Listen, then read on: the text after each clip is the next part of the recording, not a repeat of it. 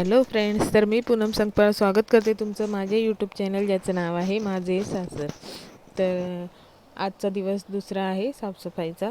म्हणजे याच्या अगोदरचा जो व्हिडिओ होता त्या व्हिडिओमध्ये मी दाखवलेलंच आहे, बेडरूमची साफसफाई करण्यासाठी काढलेली आहे. तर मी तुम्हाला सांगितलेलंही होतं की मला हे असं नाही जमत एवढं सगळं शूट करणं किंवा हे दाखवणं. पण काय असतं ना, काही लोकांचे प्रश्न असतात तर त्यांना उत्तर देणं जरुरी असतं.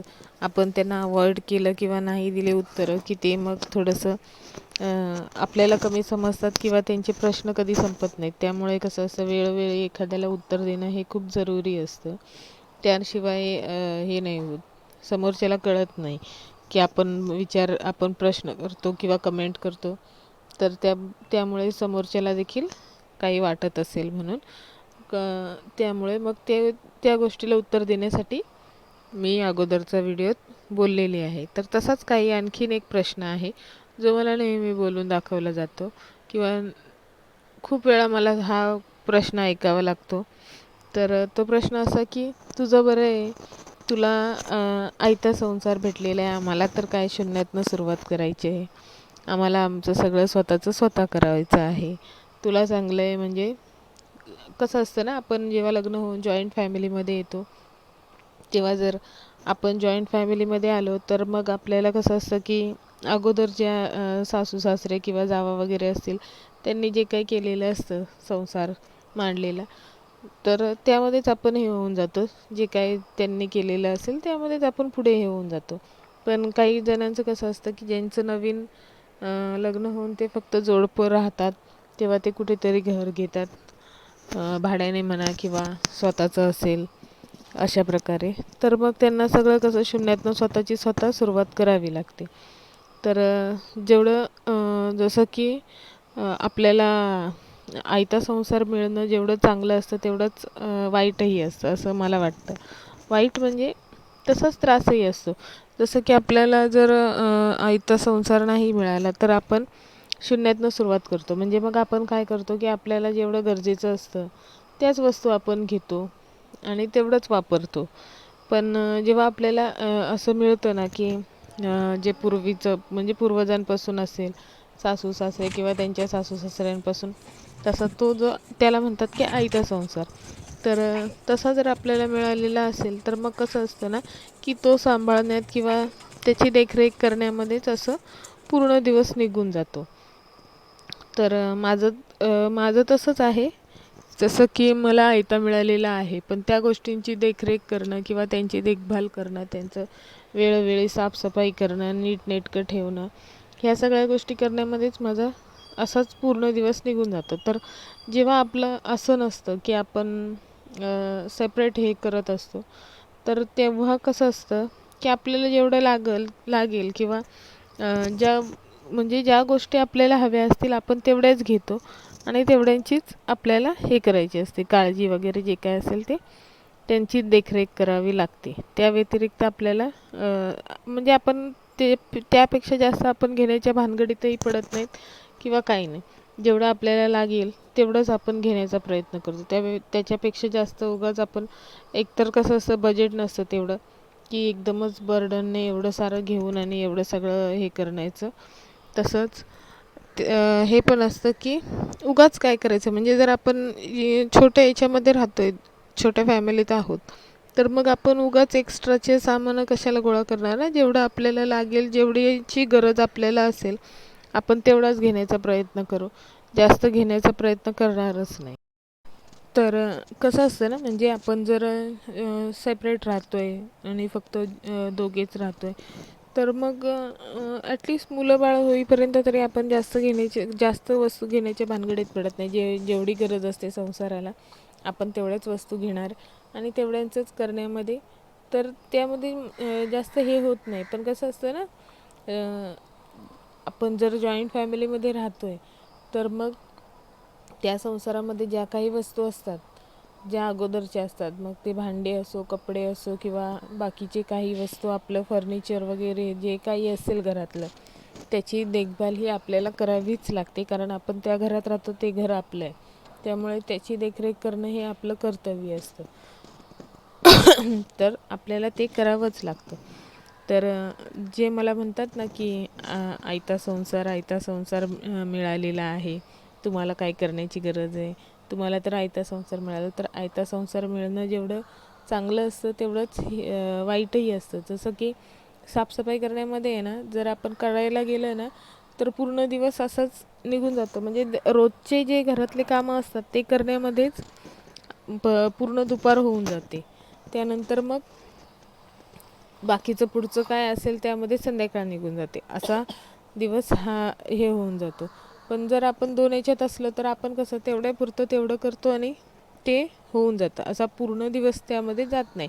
तर कसं असतं ना, हे म्हणजे अगोदरपासूनचं जर असेल तर तर यामध्ये कसं असतं की खूप साऱ्या वस्तू अशाही असतात यामध्ये की ज्या आपण कधीही वापरत नाही किंवा काढत नाही.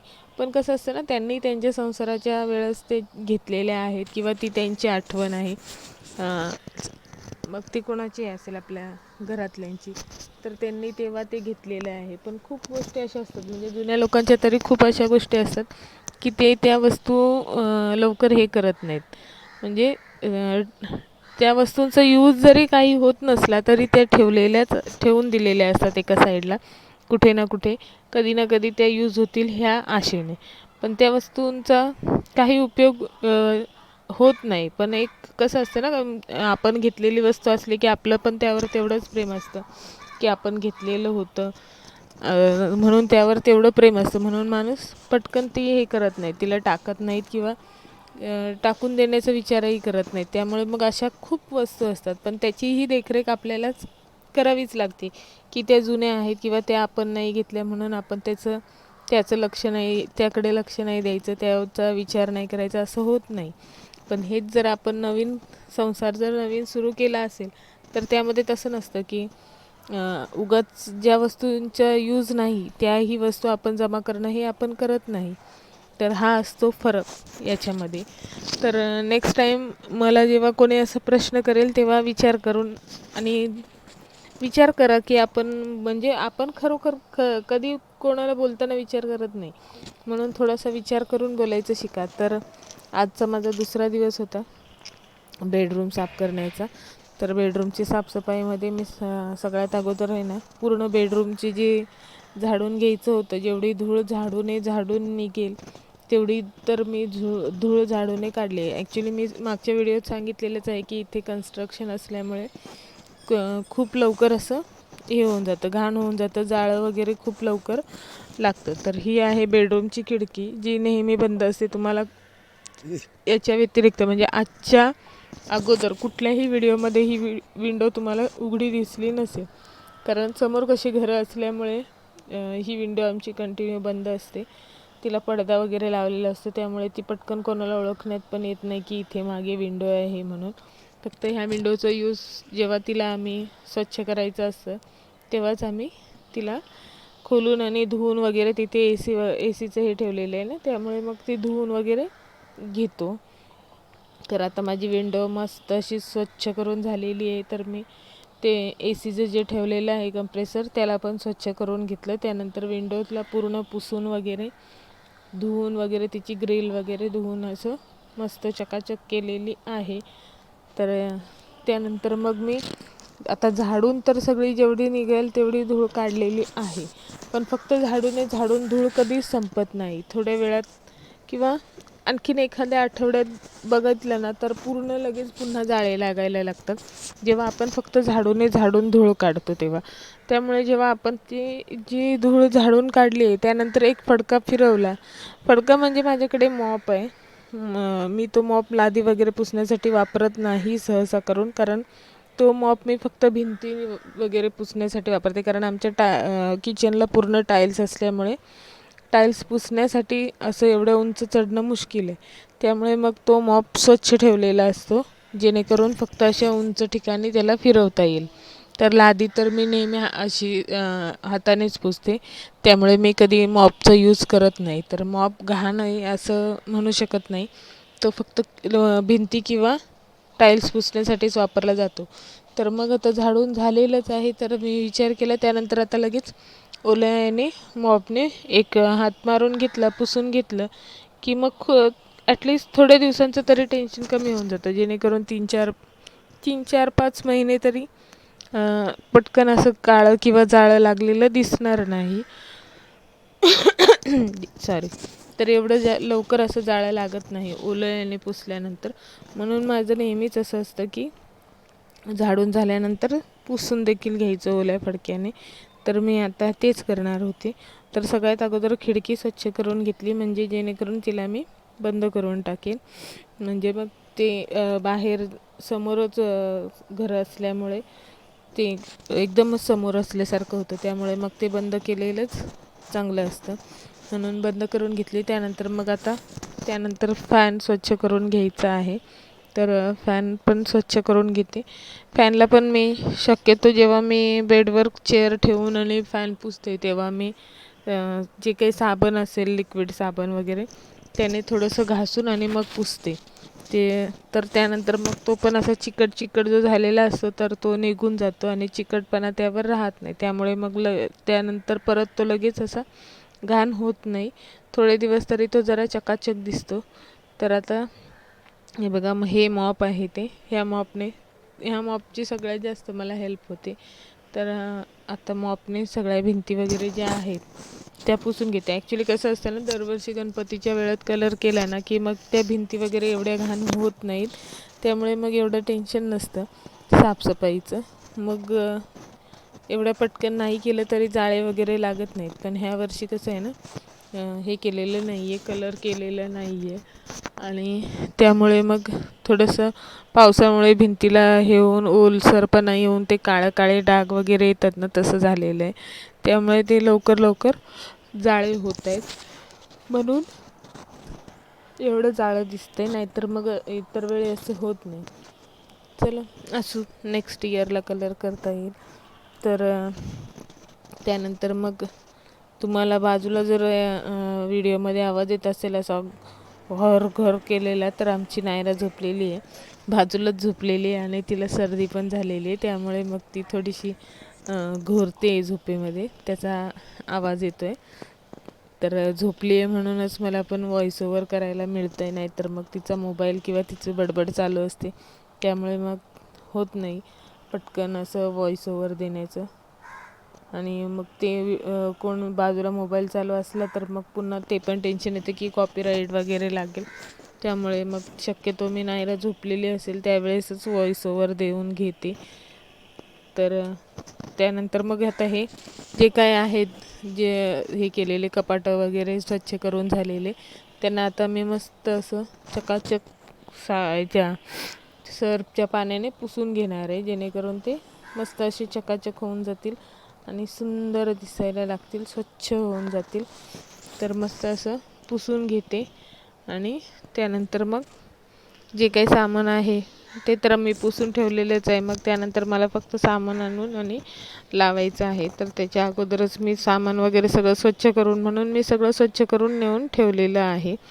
तर यानंतर नेहमी म्हणजे बेड पण काढून आम्ही हे करून घेतो, धुवून वगैरे घेतो. पण ह्यावेळेस बेड पण बेडच्या खालचं पण धुवायला नाही मिळालं, तर ते दुसरं मॉप आहे, त्याने मग मी आता पुसून घेणार आहे त्या मॉपने बेडच्या खालून. कारण बेडच्या खालपर्यंत झाडू जात नाही, त्यामुळे मग हे मॉप लगेच काळं होऊन जातं.